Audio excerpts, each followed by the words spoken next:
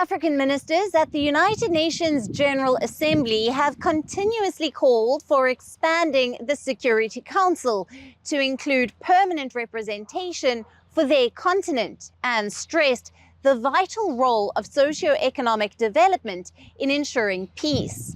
Africa's call for reform of the United Nations Security Council, the UNSC, has grown into a compelling argument for decolonizing the composition of the Council by adding one or more African permanent members.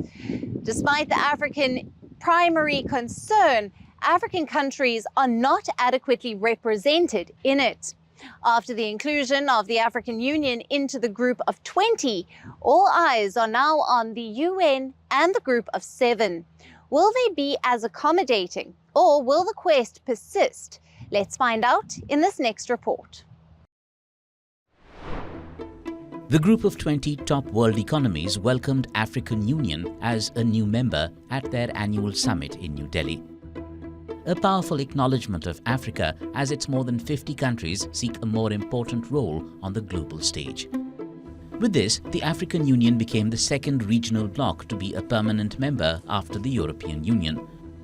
This also added momentum to the Indian Prime Minister Narendra Modi's drive to give a greater voice to the global south. The Indian Prime Minister welcomed the current AU chair, Comoros President Azali Assoumani, with a hug and said he was elated. We are now moving into an era where no decisions can be taken without the participation of the African continent. And we're going to use this significant development to advocate for more reforms. The United Nations Security Council, the global multilateral financial institutions remain untransformed, and we will be using this step as a step in the right direction to increase our advocacy for the reform of those institutions. This decision, the African Union in the G20 is a major step for the G20, for Africa, but it's not the last step. I have the impression that in the future it will be needed to work to make the world fairer, and it means more inclusive. The continent, whose young population of 1.3 billion is set to double by 2050 and make up a quarter of the planet's people, is aiming higher. Africa belongs to the table in every room where global challenges are being discussed, and in every institution where discussions are taking place. That's why I announced in September at the United Nations General Assembly that the United States fully supports reforming the UN Security Council to include permanent representation for Africa. Last year, the US hosted African leaders for a summit. The meet culminated with pledges by Western nations to push for the continent's recognition in global fora. The AU's 55 member states have pressed for meaningful roles in global bodies, including the United Nations Security Council. Historically, African countries have used their representational strength as the largest single voting bloc to resist efforts to weaken, undermine, or dilute the UN. They want reforms to a global financial system, including the World Bank and other entities, that force African nations to pay more than others to borrow money, deepening their debt. Look at what is happening in African countries and other developing countries. Some credit rating agencies go about rating countries without consulting with them first. The ratings translate to high borrowing costs for these countries, which are among the poorest countries.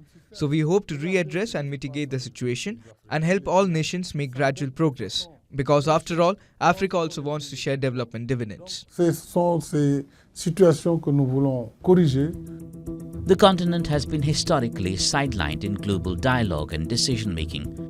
While the G7 summit prides itself on its efforts to address global challenges, including climate change, economic equality, global health crisis, and security threats, the grouping has been increasingly criticized for excluding Africa from these important discussions. Something new has turned up in front of us. Since the BRICS was established, people have begun to pin their hopes on the new organization and what it is capable of. That is because people look forward to seeing reforms and believe that they would become stronger within this framework. But in my opinion, we are witnessing the course of history advancing.